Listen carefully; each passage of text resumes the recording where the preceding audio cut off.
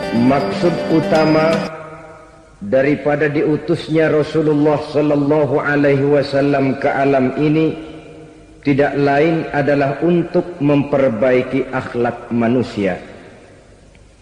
14 abad yang lalu, dari sebuah kota kecil yang tidak ada dalam peta, lahir satu proyek raksasa, proyek memperbaiki akhlak manusia. Di tengah-tengah dunia pada ketika itu, Eropa masih biadab, Afrika belum dikenal orang, Asia sungguh sangat terbelakang, dan semenanjung Arabia dari berbagai aspek kehidupannya dikenal sebagai masyarakat jahiliyah. 13 tahun pertama dari perjuangan selama periode Mekah, apa yang dilakukan oleh baginda Rasul tidak lain adalah memperbaiki akhlak manusia kepada Allah Subhanahu wa ta'ala dengan menanamkan roh, jiwa dan semangat tauhid.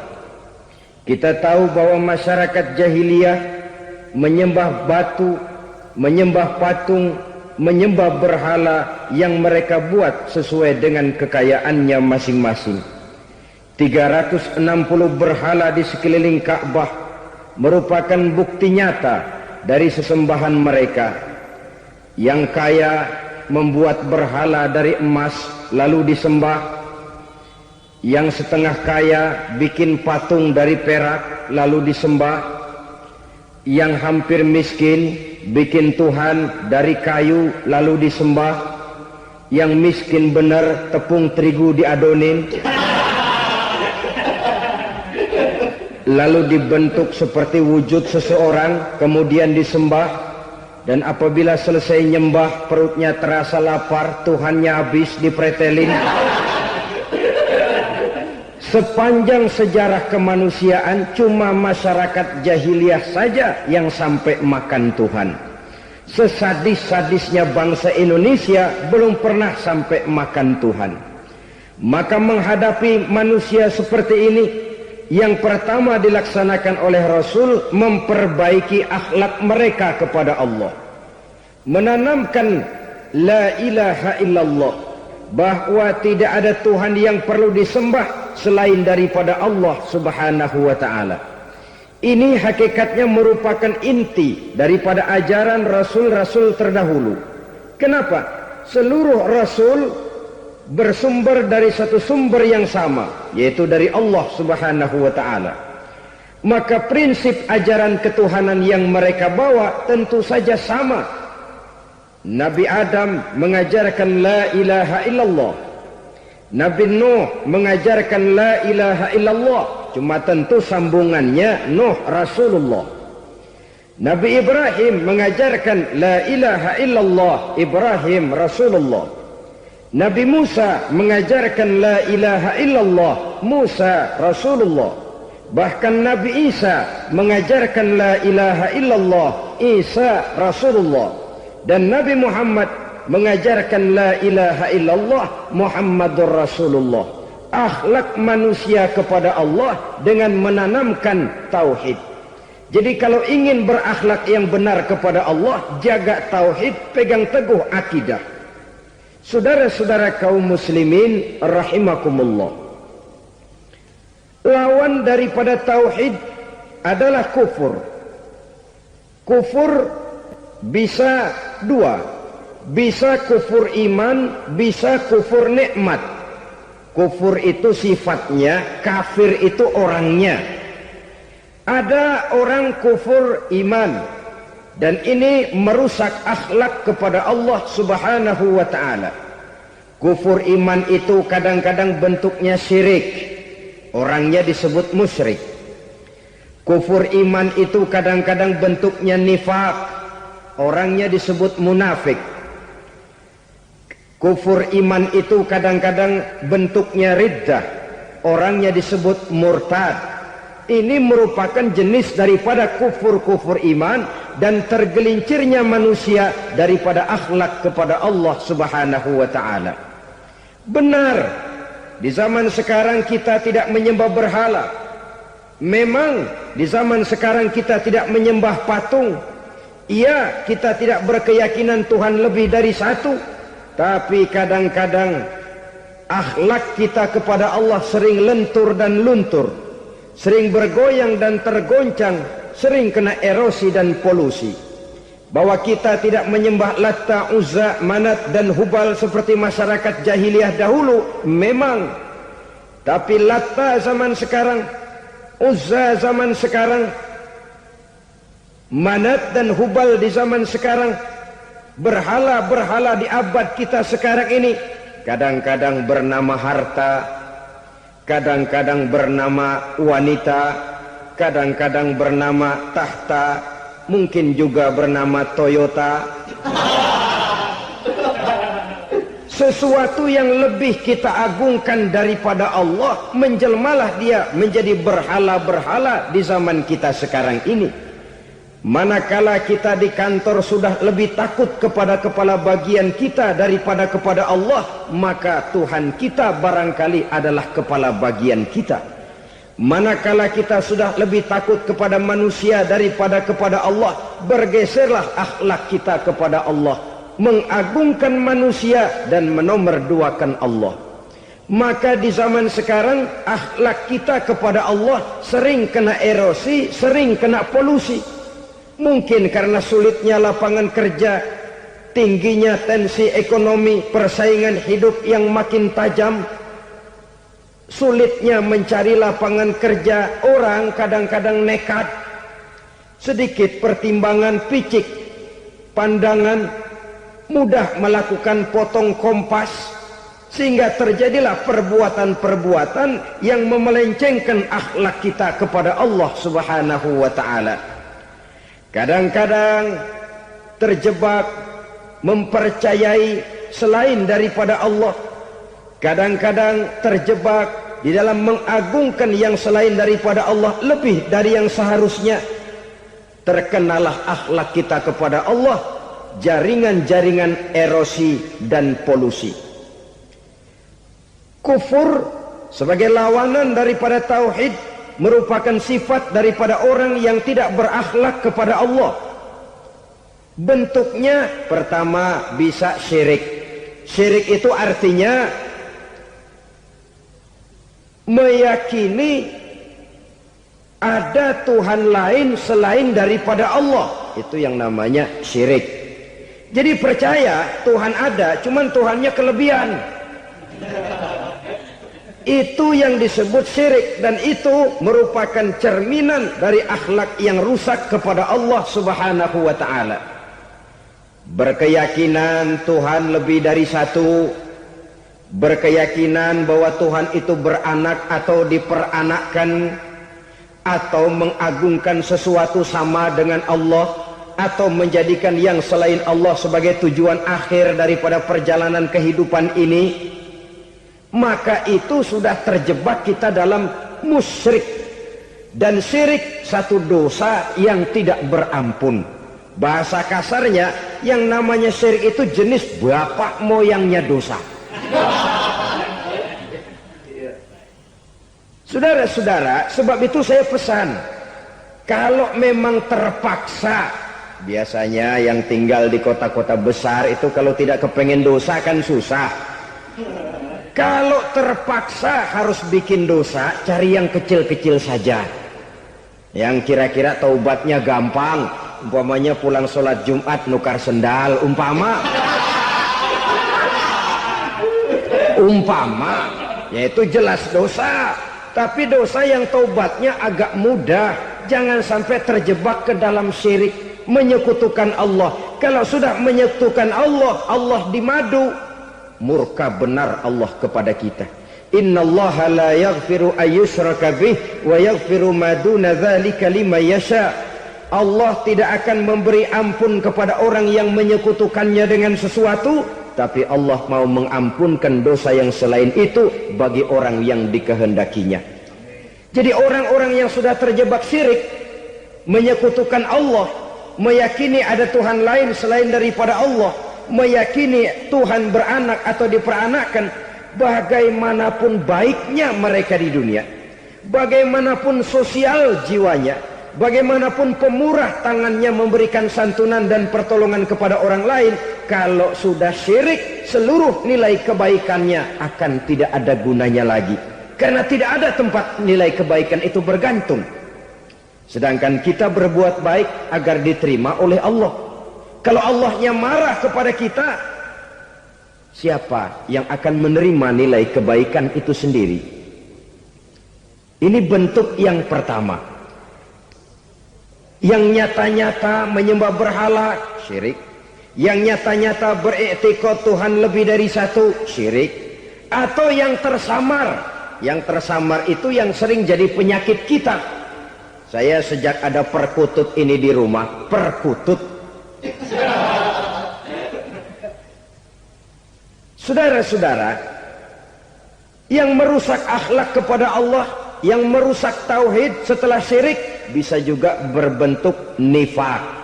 Nifak itu sifatnya, orang yang punya sifat nifak disebut munafik. Asal katanya dari nafakun. Nafakun itu satu lubang yang punya dua muka, seperti goa, ada tempat masuk, ada tempat keluar. Maka munafik orang yang punya dua muka. Kalau bahasa kita, pandai bermain minyak di atas air. Manis jika berhadapan, balik belakang lain bicara. Sehingga apa yang dinamakan nifak, kata Imam Ali Al-Jurjani dalam kitab ta'rifatnya, izharul imanu bil lisan wa kitmanul kufri bil qalbi. Menyatakan, menampakkan iman dengan lidahnya, tapi menyembunyikan kekafiran dalam hatinya. Dengan kata lain, lidahnya mah iman, hatinya mah kafir. Padahal hati itu yang dilihat, padahal hati itu yang dinilai. Kenapa lidahnya mengaku iman? Ya mungkin karena kepepet, mungkin karena kepentingan, mungkin karena ingin mencari kelemahan orang, lalu dia pura-pura beriman. Tapi sesungguhnya hatinya kufur. Ini merupakan penyakit munafik. Dan terus terang, menghadapi orang munafik jauh lebih berat daripada menghadapi orang kafir. Kenapa? Munafik ini kan musuh dalam selimut. Mau dibilang musuh nyata-nyata, apalagi di zaman Rasul ya, ketika periode Madinah, berat sekali menghadapi orang munafik. Mau dibilang kafir, kalau ketemu assalamualaikumnya medok juga. Mau dibilang mukmin, di belakang ngegerundel, nyari-nyari penyakit, nyari-nyari lantaran, mencari-cari gara-gara. Kalau kafir jelas kafirnya, kalau musyrik jelas musyriknya. Tapi munafik, di depan kita dia mengaku beriman, di belakang kita dia caci maki kita. Maka demikian rupa watak orang munafik, Allah benci betul. Sampai dalam Quran orang munafik itu divonis innal munafikin fid darkil asfal minan nar. Orang-orang munafik di dasar jurang neraka yang paling bawah, keraknya neraka. Saudara-saudara kaum muslimin rahimakumullah. Sebab munafik sangat berbahaya. Membahayakan umat, membahayakan agama. Di depan kita mereka ngaku pura-pura beriman. Kalau pidato luar biasa, memuji agama setinggi langit, menampakkan seolah-olah dia orang yang dekat dengan agama. Saudara-saudara, agama penting, agama mutlak. Tapi yang ngomong begitu agamanya apa? Remeng-remeng. Cuma sekedar lipstick, cuma sekedar dekorasi, cuma sekedar kamuflase buat ngibuli orang lain. Dia mengaku beragama, mengatakan agama mutlak, menganggap agama penting, seolah-olah memperhatikan benar tentang tatanan kehidupan beragama, tapi sebenarnya di hatinya tidak lebih berkecamuk penyakit-penyakit kufur. Maka sifat munafik ini termasuk menodai tauhid, artinya merusak akhlak kita kepada Allah Subhanahu wa ta'ala. Sifat yang ketiga yang juga merusak akhlak kita kepada Allah dinamakan riddah. Riddah itu sifatnya, orang yang punya sifat riddah disebut murtad. Murtad keluar dari Islam. Keluar dari Islam tentu tadinya di dalam Islam. Oleh satu perbuatan dia bisa menjadi murtad. Misalnya tadinya dia iman benar kepada Allah, tapi melarat. Kadang-kadang sehari masak, 3 hari libur. Akhirnya oleh kesulitan ekonomi dia tidak kuat. Ada yang menawarkan kebaikan, dibawain supermi, dibawain obat-obatan, diberikan beras. Goyah imannya. Keluar dia dari Islam, ikut agama orang yang memberikan pertolongan kepadanya, memilih kesenangan sebentar dengan mengorbankan kebahagiaan yang kekal. Maka orang semacam itu riddah sifatnya, murtad orangnya, keluar dari Islam. Dan yang menyebabkan kita murtad bukan cuma orang nyata-nyata memproklamirkan diri keluar dari Islam tapi lalu mengikuti agama orang lain. Bukan cuma itu. Mengakui ada Rasul lagi sesudah Nabi Muhammad bisa menyebabkan kita murtad. Mengingkari nikmat Allah bisa menyebabkan kita murtad. Meyakini semua agama benar bisa menyebabkan orang menjadi murtad. Meragukan kesempurnaan dan kelengkapan Al-Quran bisa menyebabkan orang jadi murtad. Mengingkari sunnah bisa menyebabkan orang menjadi murtad. Banyak hal-hal yang bisa mendatangkan penyakit riddah dan membuat pelakunya menjadi murtad. Dan ini menodai akhlak kita kepada Allah Subhanahu wa ta'ala. Itu tadi kufur iman, saudara-saudara.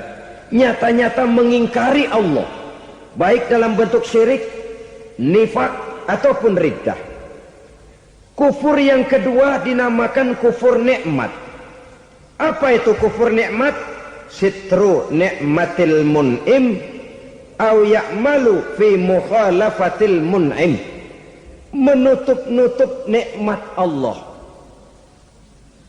atau melakukan perbuatan yang menentang, bertentangan dengan kehendak yang memberikan nikmat.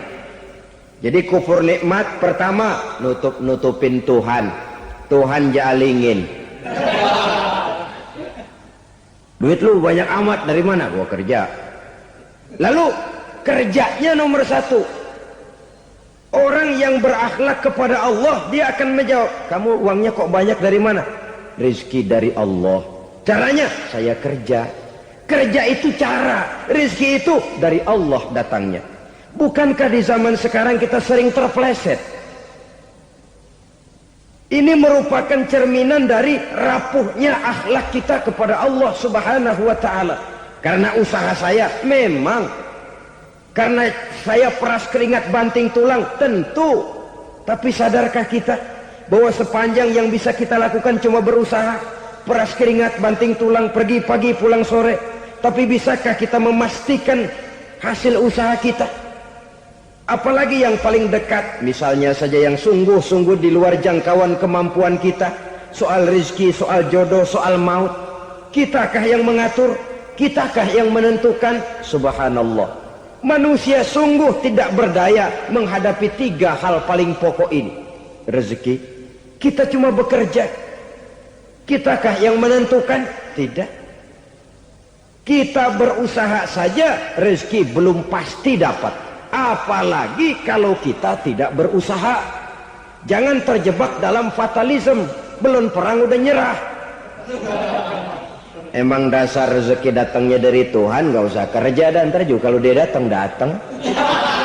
Dari mana datangnya? Kerja saja belum tentu dapat rezeki, apalagi kalau tidak kerja. Yang jelas usaha perlu kepastian, itu urusan Allah. Ini akhlak kepada Allah Subhanahu wa ta'ala. Jodoh juga begitu. Kita berusaha, kita berupaya, Allah menghendaki lain jadinya.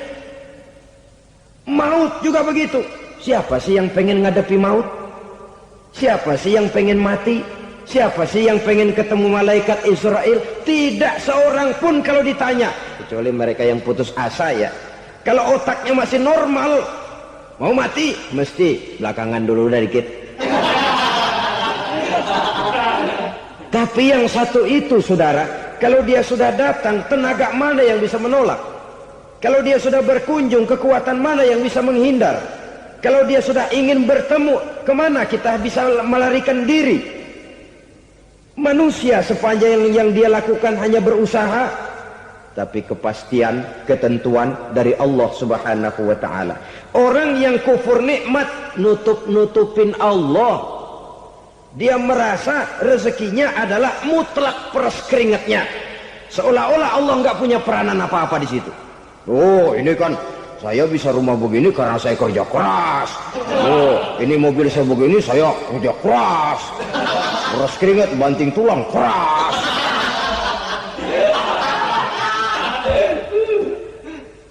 Saudara-saudara kaum muslimin rahimahkumullah. Jadi menutup-nutupi Allah. Akibatnya nanti kalau dia berhasil, Allah ketutupan. Kalau dia gagal, orang lain dicaci maki, dicari kambing hitam. Kambing hitam kan mahal.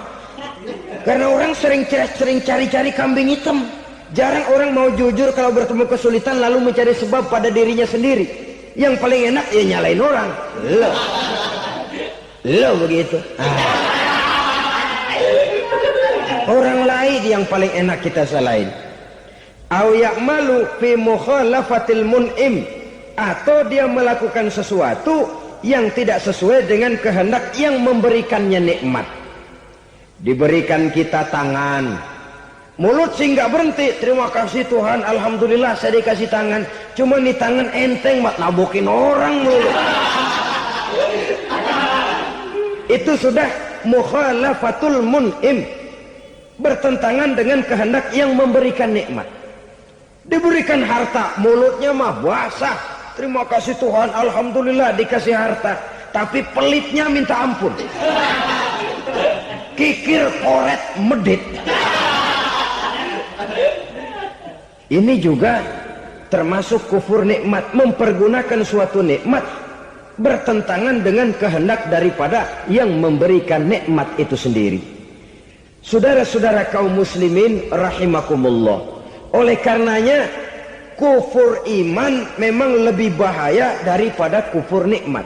Tapi jangan lupa, kufur nikmat bisa menyeret orang kepada kufur iman. Nah kalau Allah udah dialingin, Tuhan sudah dinomor duain, lama-lama kenapa dia tidak mendewakan dirinya sendiri? Mendewakan pangkatnya, mendewa-dewakan otaknya, mendewa-dewakan kemampuannya. Pada awalnya dia memang cuma kufur nikmat, tapi lambat laun kalau ini tidak diobati, secara pasti orang akan mengarah kepada kufur iman. Bisa berbentuk syirik, bisa berbentuk nifak, bisa berbentuk riddah. Saudara-saudara, oleh karena itu menjaga akhlak kepada Allah mutlak penting. Sebab apa? Kita tidak berakhlak kepada manusia saja, kita dikucilkan dari pergaulan. Kalau kita tidak berakhlak kepada Allah, dikucilkan oleh Allah. Hadis qudsi menyatakan, man lam yashkur ala na'ma'i wa lam yasbir ala bala'i falyakhruj min tahtis sama'i falyatlub rabban siwaya. Kata Allah, siapa orang yang tidak mau bersyukur terhadap nikmat yang aku berikan kepadanya dan tidak mau sabar terhadap ujian yang aku berikan kepadanya, falyakhruj min tahtis sama'i, persilahkan saja keluar dari kolong langitku, waliyatlub rabban siwaya, tolong cari Tuhan lain selain daripada aku. Murka Allah, diusir, cuman gak kedengeran aja. Siapa yang tidak mau syukur terhadap nikmatku, siapa yang tidak mau sabar terhadap ujian yang aku berikan kepadanya, persilahkan keluar dari kolong langitku ini, cari Tuhan lain selain aku. Langit Tuhan yang punya, Tuhan kita lawan, diusir dari kolong langit, mau pindah ke kolong mana?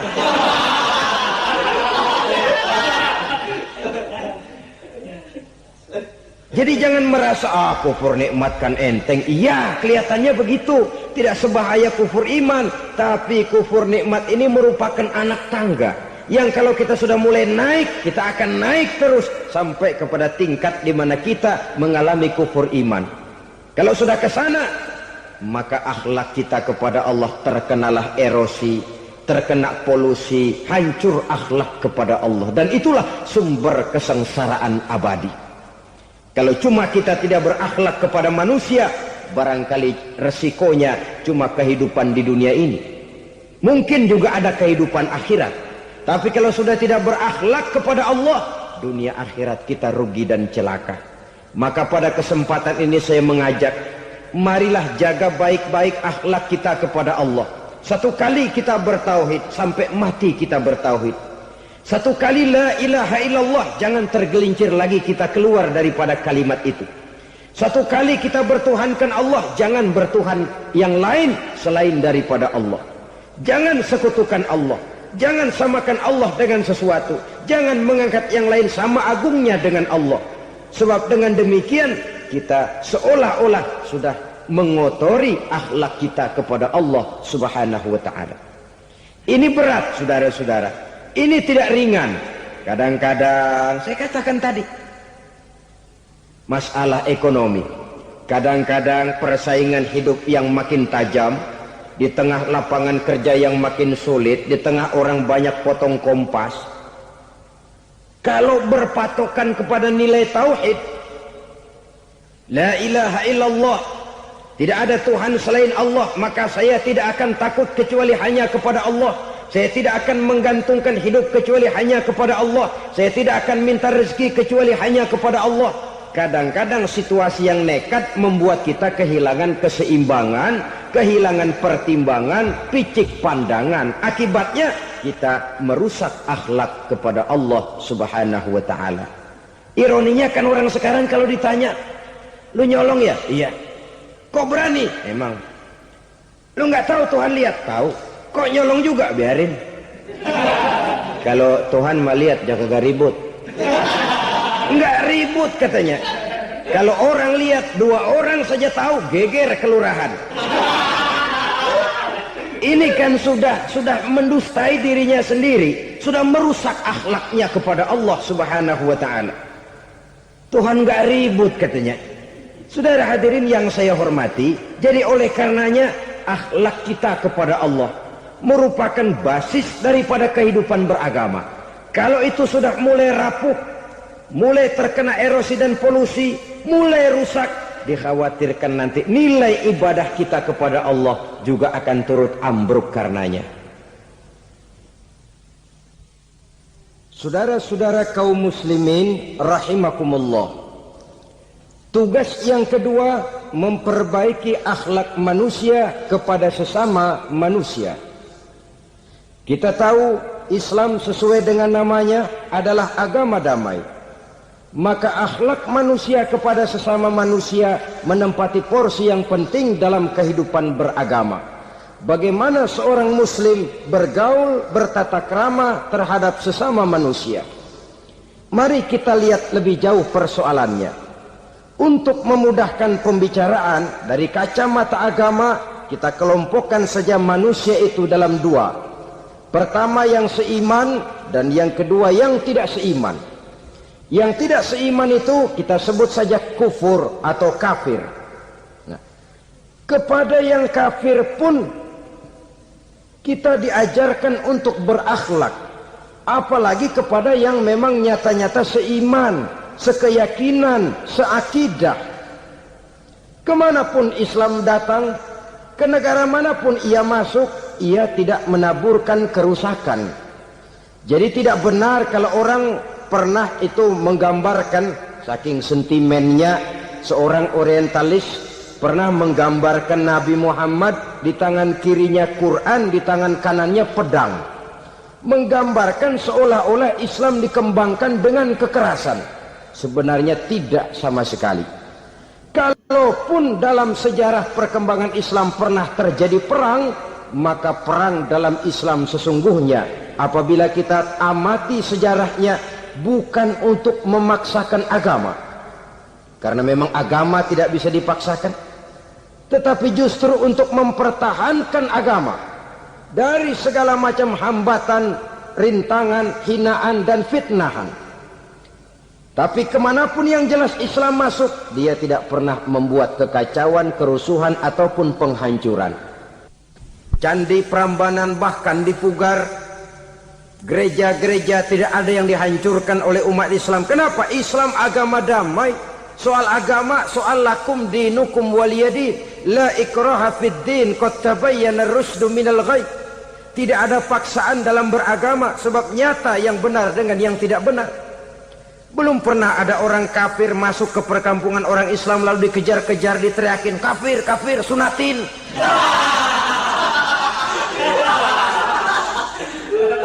Belum pernah. Kenapa? Islam menghormati orang lain agama. Nah, yang kafir ini macam-macam, saudara. Ada kafir harbi. Nah, ini kafir kerok.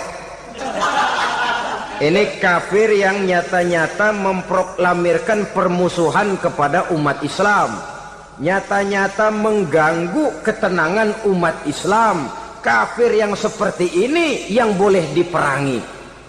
Misalnya kita mau sembahyang Jumat dijagain, nggak boleh sembahyang Jumat, getok palanya. Kafir harbi artinya tantangan perang datang dari mereka, bukan kita yang mulai, mereka yang buka front. Prinsipnya umat Islam tidak boleh mencari-cari musuh, tapi pun tidak boleh lari kalau ketemu musuh. Musuh jangan dicari, ketemu jangan lari. Karena itu kesan seolah-olah umat Islam ini teroris, umat Islam ini destroyer, umat Islam ini sering menimbulkan keonaran, kerusakan. Sungguh satu fitnahan yang sangat keji. Umat Islam adalah umat yang cinta damai. Islam di masa perkembangannya masuki Eropa melalui Selat Gibraltar, Jabal Tariq, memasuki Spanyol. Islam tidak pernah meruntuhkan gereja. Islam tidak pernah membunuh orang-orang Nasrani. Bahkan Islam mewariskan peradaban dan kebudayaan yang begitu tinggi nilainya di bidang ilmu pengetahuan. Sampai ketika itu Barat banyak mengkaji ilmu pengetahuan dari dunia Islam. Buku-buku berbahasa Arab diterjemahkan ke bahasa Yunani, dipelajari oleh para cendekiawan di negeri Barat sana. Mereka mengambil manfaat yang banyak dari masuknya Islam ke Eropa. Sementara gereja tetap berdiri dengan megahnya. Kuil-kuil tempat peribadatan tidak satupun yang diusik-usik. Kenapa? Islam agama yang cinta damai. Asal dia tidak diganggu, asal kehormatannya tidak dihinakan. Jadi kafir harbi, kafir yang nyata-nyata nantang perang, ngajak belekai. Itu kafir yang nyari penyakit. Kafir harbi ini boleh diperangi dengan catatan mereka yang memang mulai. Yang kedua kafir zimmi. Kafir zimmi, kafir yang hidup di tengah mayoritas muslim, tapi mereka mau hidup dengan aman, damai, tenang. Mereka wajib dilindungi. Bahkan Nabi pernah memberikan satu jaminan, man aza zimmiyan faqad azani. Siapa yang mengganggu orang kafir zimmi sama saja dengan mengganggu saya. Kehormatannya dijaga, harta bendanya dilindungi, anak istrinya pun dilindungi. Dan ini jadi kenyataan. Saudara bisa lihat di negara-negara yang mayoritas penduduknya beragama Islam, orang-orang kafir di luar Islam hidup dengan tenang, aman, damai. Di Saudi Arabia, di luar tanah haram, di luar Mekah dan Madinah, banyak orang-orang kafir mencari nafkah. Mereka tenang, aman, dilindungi undang-undang. Begitu di Mesir, begitu di negara Indonesia yang berdasarkan Pancasila ini. Kehidupan beragama menimbulkan gairah, rukun, tenang, aman, damai, sepanjang tidak saling ganggu, tidak saling usik, menghargai orang yang sudah beragama, tidak menjadikan penganut suatu agama sebagai sasaran dari dakwah agama lainnya. Saudara-saudara kaum muslimin rahimakumullah. Jadi memang oleh Al-Quran kita dianjurkan asidda alal kuffar ruhama bainahum. Tegas kepada orang kafir, kasih sayang kepada sesama muslim. Tapi tegas bukanlah berarti marah-marahan, bukan berarti musuh-musuhan, bukan ngajaki perang. Tegas dalam arti punya garis tentang kehidupan beragama, lakum dinukum waliyadin. Soal kehidupan sosial, mari kerjasama. Bangun jalan, ayo rame-rame. Siskamling, mari bebarengan. Bikin puskesmas, mari sama-sama. Tapi kalau sudah soal agama, itu tidak perlu ada toleransi agama. Yang perlu toleransi antar umat beragama. Kalau umatnya mau kerjasama silakan, tapi tidak menyangkut soal ibadah. Jangan kerjasama di bidang ibadah. Itu kerjasama yang salah pasang, saudara-saudara. Sehingga dengan demikian, toleransi adalah menyangkut kehidupan antar umat beragama. Sedangkan agama sendiri punya coupling yang nyata. Sehingga dengan demikian tegas kepada orang kafir dalam arti kita punya satu kepribadian. Tidak ngambang. Nggak lalu kalau ditanya orang, sebenarnya agama lu apa sih? Ah, gua mah gimana musimnya aja. Agama pakai musim kayak rambutan. Akhirnya ya begitu musim-musiman. Ke masjid kelihatan, ke gereja hayo, ke candi nongol, ke apa? Bingung malaikat bagaimana nyatetnya nih bocah ini. Di mana aja ada. Kita punya satu kepribadian. Saya Muslim dan garis saya ini lakum dinukum waliyadin. Bagi Tuhan persilakan agama Tuhan, bagi kami agama kami. Kami hormati Tuhan, Tuhan hormat kepada kami. Tapi soal agama, couplingnya jelas. Kerjasama, mari urusan muamalah, bidang sosial. Yuk kita sistemling sama-sama dengan orang lain agama. Mari jaga kerukunan, kesatuan, persatuan, kekompakan. Perbaiki jalan yang rusak, mari sama-sama. Mendandani jembatan yang runtuh, mari sama-sama. Tapi sembahyang, couplingnya lain-lain. Sebab Nabi juga dulu pernah ditawarkan begitu loh sama kafir jahiliyah dulu Quraisy itu.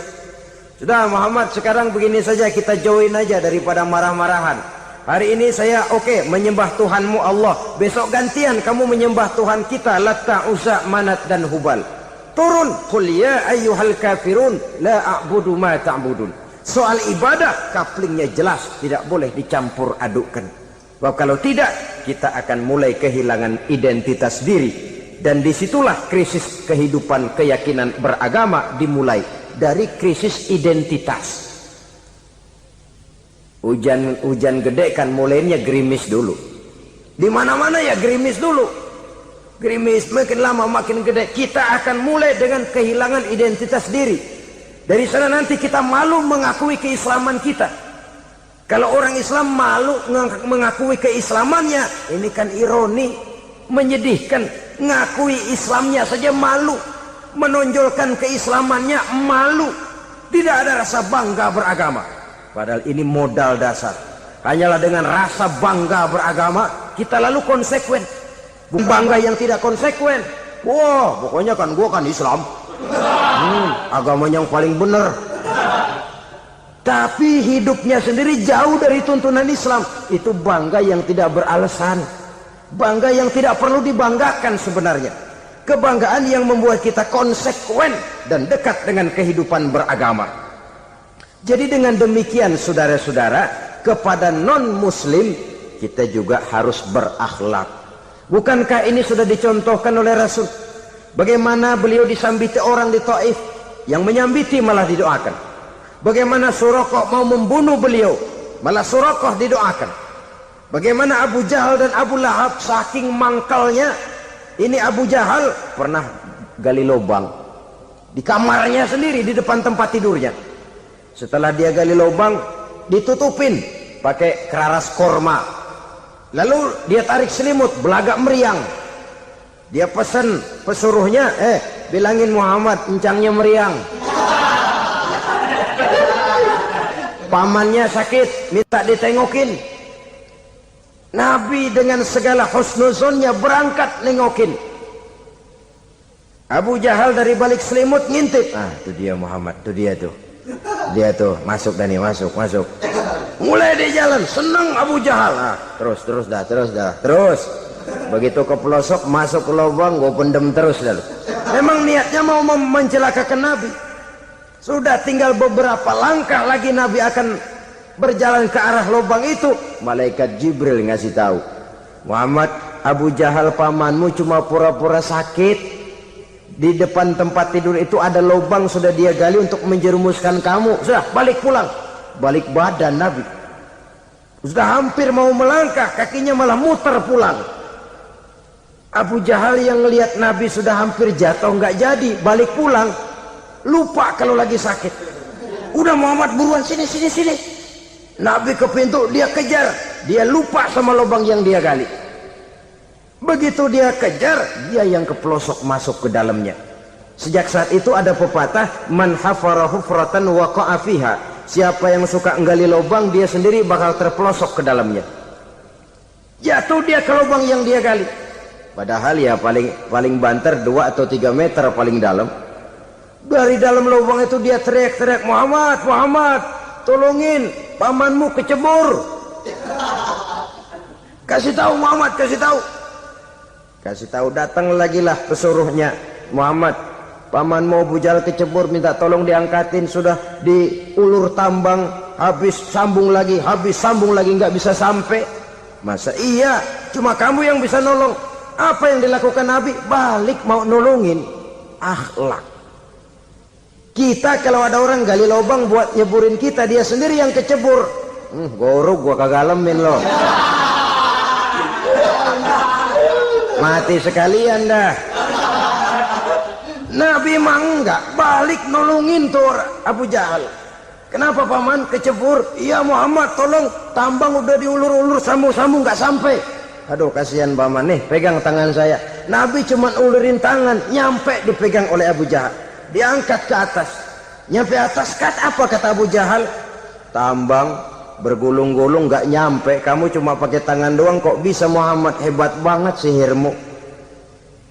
Mukjizat dia bilang sihir, udah ditolongin nyelak lagi, kan yang enak kita injak palanya. Orang dulu bilang wah katanya nolongin anjing kejepit, udah selesai ditolongin malah yang nolong digigit. Saudara hadirin yang saya hormati, kepada orang-orang kafir kita harus berakhlak, menghormati mereka, tidak memaksakan satu keyakinan dalam batas-batas yang ditolerir oleh agama, yaitu pada masalah-masalah sosial dan muamalah. Itu kepada non-muslim, apalagi kepada sesama muslim. Baik akhlak kepada orang tua, akhlak kepada guru, akhlak kepada jiran atau tetangga, itu semua termasuk dalam akhlak kepada sesama manusia. Akhlak kita kepada orang tua, kadang-kadang kita orang timur ini ketularan orang barat. Engkongnya dianggap CS, salaman main kedet aja halokong, engkongnya bahalo dibengong. Saudara-saudara kaum muslimin rahimakumullah, akhlak yang tua kepada yang muda, akhlak yang muda kepada yang tua, kepada jiran dan tetangga, kepada sanak famili dan handai tolan, pendeknya kepada sesama muslim. Tetangga ada haknya, ada hak tetangga yang kalau kita berakhlak itu harus dipenuhi. Contoh kecil, kalau saya beli radio, itu saya dong boleh berpikir, ini radio saya beli pakai uang saya setel di rumah saya, sekeras-kerasnya ada apa sama orang lain? Radio gua, yang beli gua pakai duit gua, gue setel di rumah gue, ada urusan apa sama orang lain? Itu kalau menurut saya. Tapi tetangga sebelah saya kan bisa juga ngomong begitu. Mata gue, yang ngantuk gue tidur di rumah gue, kenapa suara radio lu masuk kemari? Ketika itulah lalu kebebasan saya nyetel radio dibatasi oleh kebebasan tetangga saya yang mau tidur. Ini sudah akhlak namanya. Umpamanya lagi ada Nabi ajarkan, iza tobakhta maraqatan fa'akthir ma'aha wa ta'ahad jiranaka. Kalau kamu masak sayur, banyakin kuahnya, bagiin tetangga kamu. Bukan bagiannya itu yang jadi soal, tapi akhlak kepada tetangga. Udah tahu tetangganya kelaparan, diseksa, goreng ikan asin, se-RW baunya ngayap, kembang kempis orang nungguin. Saudara hadirin ma'asyiral muslimin rahimakumullah, Jadi dengan demikian, kalau sudah kembali kepada orang-orang yang nilai imannya sama dengan kita, apapun organisasinya, apapun baju yang mereka pakai, kaos yang mereka pakai, jaket yang mereka pakai, kalau sudah seakidah, seiman, jaga akhlak kita. Pendapat boleh berbeda, kaos boleh tidak sama, jaket boleh beraneka warna, bendera boleh beragam-ragam, tapi ukhuwah Islamiyah ini utamakan. Adalah lebih baik mencari persamaan dalam kehidupan dan bukan memperbesar perbedaan. Hanyalah dengan mengembangkan nilai-nilai akhlak semacam ini, toleransi tidak hanya diperlukan kepada yang non-muslim, kepada sesama muslim pun toleransi. Artinya apa? Jangan memponis amalan orang lain. Yang usolli, yang tidak usolli, berjalanlah menurut keyakinannya masing-masing. Jangan lalu memponis, itu namanya nggak toleransi. Kamu nggak pakai usolli ya? Enggak. Brengsek. Kamu pakai usolli ya? Iya. Bid'ah. Lah dua-duanya kagak yang benar. Kalau yang sembahyang kagak benar, bagaimana yang kagak sembahyang? Apa itu yang benar? Toleransi, setuju dengan perbedaan pendapat, jangan memponis amalan orang lain. Karena kita hanya beramal, hak menerima adalah Allah Subhanahu wa ta'ala. Jangan sebentar-bentar mencap bid'ah, dolalah, finnar, neraka. Kayaknya neraka kapling orang tuanya kali. Gampang bener masukin orang ke neraka. Kita kadang-kadang bisa toleransi dengan orang luar, tapi kepada sesama muslim toleransi tidak sanggup kita adakan. Mengklaim merasa kita yang benar, orang lain salah semua, itu tidak toleransi namanya. Mentang-mentang jadi ustadz, nih satu-satunya ustadz di sini ya, semuanya mesti ngaji kemari. Kalau nggak ngaji kemari Islamnya kurang tapi benar. Toleransi. Saudara-saudara kaum muslimin rahimakumullah, lapang dada menghargai orang yang berbeda pendapat, apalagi kalau perbedaan pendapat itu menyangkut hal-hal yang tidak prinsipil, menyangkut hal-hal yang sekunder dalam kehidupan beragama, menyangkut masalah-masalah yang dalam bahasa fikih disebut soal-soal furu'iyah. Tidak usah menyebabkan kita bersih tegang. Kepala sama hitam pendapat boleh berbeda dan halal. Bahkan Nabi mengatakan ikhtilafu ummati rahmatun. Perbedaan pendapat di kalangan umatku bahkan menjadi rahmah, sepanjang perbedaan pendapat itu diiringi dengan rasa toleransi. Tapi kalau sudah main baku hantam, main klaim, memponis orang lain, akhirnya timbullah keretakan. Jangan heran kadang-kadang satu masjid dua kelir. Ya soal kelir boleh kelar-kelir, boleh kelar-kelir, tapi kalau harus terlalu mencolok menyebabkan timbulnya keretakan, saya kira yang akan turun bukan lagi rahmah tapi bala. Bala akan menimpa kita, jatuh kita menjadi umat yang lemah. Oleh karena di antara kita sendiri, sesama kita tidak pandai bertoleransi, tidak lapang dada. Ada anak muda kelihatannya mau majuan dikit, yang tua curiga. Nih, kalau dia maju pasaran gua bangkrut dong nih. Lalu ditekan tuh anak ditekan melejit. Kadang-kadang yang tua maksudnya baik, mau memelihara, yang muda salah terima. Kan tua kejemur.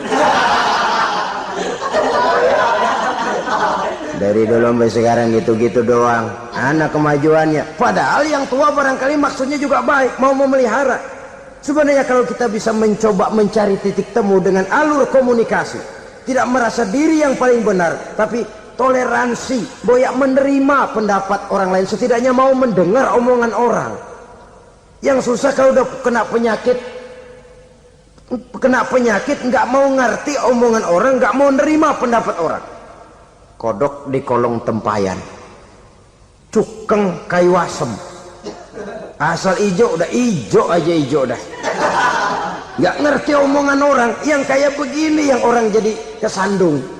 Oleh karena itu saudara-saudara, alangkah nikmatnya kehidupan ini apabila kita menyadari kita ini ummatan wahidah, satu umat yang satu, yang diikat dengan akidah. Kalau kepada yang non muslim saja kita diajarkan untuk berakhlak, apatah lagi kepada yang seiman, seakidah, sekeyakinan. Wajarkah perbedaan pendapat yang kecil-kecil lalu menyebabkan kita bertolak belakang, cerai-berai, centang perenang? Bila bertemu di jalan yang satu menyisih ke kiri, yang lain menyingkir ke kanan. Kalaupun juga bercampur di tengah kumpulan orang banyak, persis air dengan minyak. Yang atu melengos, yang atu madep mojok. Orang lain senyum, dia mau pada manyun. Saudara-saudara kaum muslimin rahimakumullah, realita ini walaupun tidak enak, pahit, tapi masih hidup di sebagian masyarakat kita. Ini yang perlu kita atasi. Soal toleransi kepada orang lain, sejarah sudah membuktikan. Mari kita jangan cuma bisa mengajak orang lain, umat lain untuk bertoleransi dengan kita, tapi kepada sesama kita. Toleransi ini perlu kita tegakkan, perlu kita bina, terutama di dalam kita menuju bentuk ideal daripada konsep ukhuwah Islamiyah ini, yang memang selalu kita akan cari bentuk-bentuk idealnya sejalan dengan perkembangan situasi dan kondisi yang dihadapi oleh umat. Perbedaan organisasi, perbedaan kepentingan organisasi tidak seharusnya menyebabkan kita merasa meremehkan orang lain dan mengangkat diri, mengklaim diri sebagai yang ter. Jadi dengan demikian, apabila yang pertama tadi akhlak kepada Allah dinamakan hablum minallah, maka yang kedua ini merupakan hablum minan nas. Jikalau baik akhlak kita kepada Allah, baik akhlak kita kepada manusia, nikmat rasanya menjalani kehidupan. Kadang-kadang orang akhlaknya kepada manusia baik, tapi kepada Allah tidak baik. Hormat sama yang tua, menyayangi yang muda, sama tetangga rukun, tapi sama Tuhan nggak mau sujud. Ini baik kepada manusia, tapi tidak berakhlak kepada Allah. Atau sebaliknya, sujudnya sama Allah mah tekun, bener, khusyuk, bahasanya juga fasih, luar biasa. Tapi sama manusia sombong, takabur, ujub, merasanya dia doang yang paling benar. Sebab iblis itu ya, itu kadang-kadang datang lewat hati, dan memang selalu markasnya di situ. Kalau dia tidak bisa menggoda kita dengan yang lain, dia tumbuhkan sifat ujub.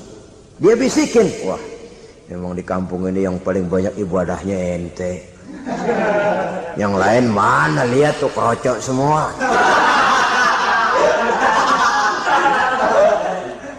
Lalu di hati orang itu tertanam sifat iya ya. Nah, tatkala iya ya, dia sudah terkena serangan iblis. Akhirnya apa? Orang lain diremehin. Asalnya kagak mau sembahyang aja diajak salaman udah najis aja dah. Ketemu juga mukanya ditekuk 4. Akhirnya bukan ngajak malah ngenyek, ngina. Lah orang dihina makin jauh, makin tidak tersentuh. Bukan cara itu yang diajarkan oleh Rasul. Bahwa orang tidak mau sholat, tugas kita mengajak. Soal dia tidak sholat, ya itu dosa dia kepada Allah. Saudara-saudara kaum muslimin, ujub disuntikkan oleh iblis ke dalam hati kita. Sujudnya kepada Allah benar, tapi akhlaknya kepada sesama manusia merasa paling benar sendirian, merasa orang lain salah semua. Pokoknya kalau di luar lingkungannya udah kagak bener aja udah bahaya. Saudara-saudara, ini juga penyakit yang disuntikan oleh iblis. Sebab iblis itu tipu dayanya luar biasa, strateginya lihai. Makin tinggi kualitas iman, ya makin berat upaya iblis untuk menjerumuskan kita. Karenanya saya mengajak, marilah kita bertoleransi, baik kepada non muslim, lebih-lebih lagi kepada sesama muslim yang kebetulan berbeda baju, berbeda kaos, berbeda organisasi, lain bendera yang dibawanya. tapi toleransi mari kita canangkan. Kita terikat oleh ukhuwah Islamiyah. 2. Yang ketiga, akhlak manusia kepada makhluk Allah lainnya di luar manusia.